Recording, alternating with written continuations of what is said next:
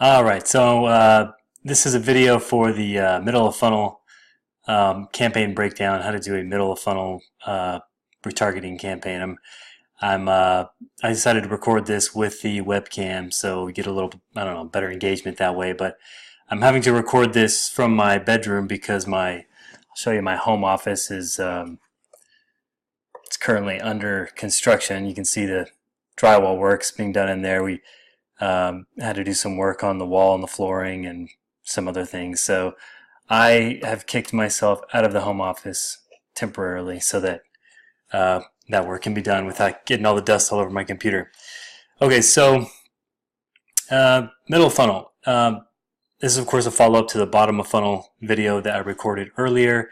Bottom of funnel is the most important place to start because it affects every single channel that you're marketing in, and if you screw up the bottom of funnel, then your margin for error at the middle of the funnel and the top of the funnel is much smaller.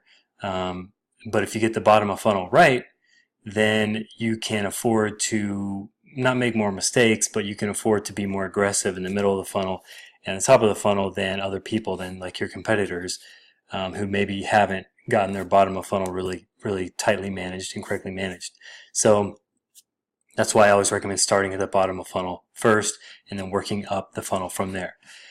So the middle of funnel, and in this case what we're going to use is we're going to basically target people based on the level of engagement they have shown or have not shown. So in this case, the first example I'm giving is simply page views. You know, someone who comes to the site and only views one page isn't that interested. They're not that likely to convert or to become a customer. So we don't want to show them that much love, so to speak, or spend that much money on them, because they're not going to convert as much as someone who has visited 5 pages or 3 pages or 4 or 2 even.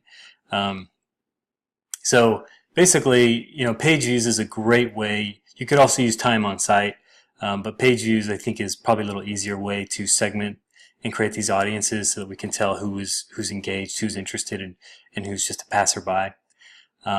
So the audiences you will need to do this are page views equals 1, equals 2, equals 3, equals 4, and then 5 plus. You know, and if the 5 plus audience is too small, you could always drop that back to 4 plus so that you get a big enough audience size to market to them.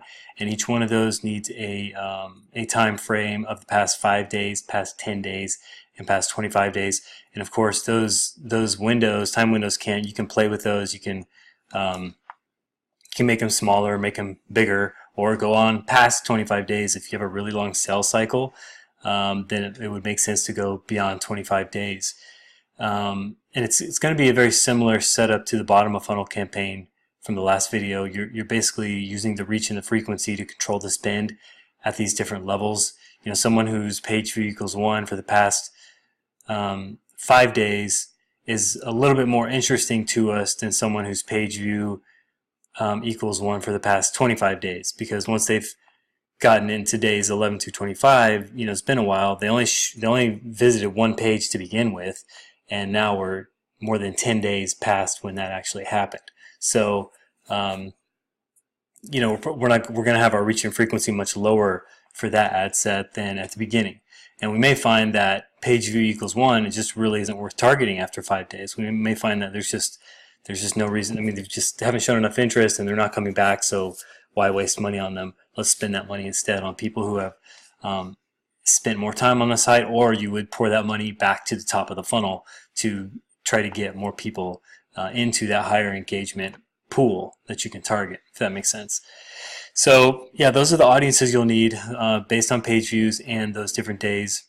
Of course, there are other levels of engagement that we could target. You know, a quiz, people taking a quiz, people who have visited the Facebook page or interacted with the Facebook page. You know, we could target them. People who have submitted a lead form, people who have clicked on emails for email marketing. So basically, the idea is all of these people are considered middle of the funnel because they've never made it to the initiate checkout. They've never made it to the add to cart even. Of course, they didn't make it to purchase. If they had, we wouldn't be treating them as part of the middle of the funnel or the bottom of the funnel. We'd be treating them as like a post conversion campaign. Now you'll also need, of course, from the other video, these should already be set. They are set up. The initiate checkout past 2, 10, 25 days. Actually, hang on a second. Okay, so I fixed something that I noticed that the interval for the initiate checkout and add to cart didn't match the page view interval. So page views for the past 5 days, we're going to want to exclude anyone who added to cart in the past 5 days or initiated checkout. Actually, if you just did add to cart, it would get rid of initiate checkout and buyers. But as I mentioned previously, I like to exclude an extra day for buyers, just to make sure there's no like double counting there. Anyway, and then the idea is simple. You do the same thing. You're going to nest and exclude each lower funnel. You use the reach and frequency to control the spend, and you're going to modify the messaging based on the depth in the funnel. So someone who has shown higher engagement, we might maybe be willing to offer them a little bit extra coupon or discount or free shipping or something to get them to close the sale. Whereas someone who has only shown a little bit of interest, maybe 1 or 2 page views, maybe we're not as aggressive with them. We're not willing to do that, and we just focus on branding or some kind of messaging to get them back to the site, or to get them to show a higher level of engagement. Get them from page views equals 1 to page view equals 3, 4, and 5, something like that. Or maybe try to push them to the quiz or something along those lines. All right, so here's a real life example of what it could look like, or hopefully would look like. And again, of course, depending on margins and things like that, the return on ad spend numbers may vary, or may need to be higher or lower depending on the business. But so no surprise here. Page view equals 3 days 1 through 5. It's pretty strong return on ad spend. 2.39 on the view attribution, and another 1.7 on the click attribution. Compared to page view equals 1 for the first 5 days. Look at that. It's quite a bit lower on the view attribution, but it's actually a little bit higher on the click attribution. So overall, though, it's a lower return on ad spend there.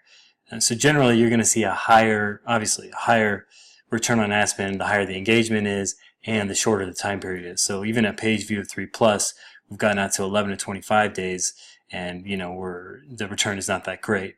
So either this ad set needs to be reduced even further on the reach and frequency, or possibly discontinued if it just isn't something that can be made to be profitable. Basically, this is how I would set it up and how I would do the middle of funnel Facebook campaign. So anyway, that's just kind of a high level overview of how I would set it up, and kind of some specifics. Of course, if you want me to set it up, or if you want me to just kind of help walk you guys through it or whatever, just let me know. Thanks.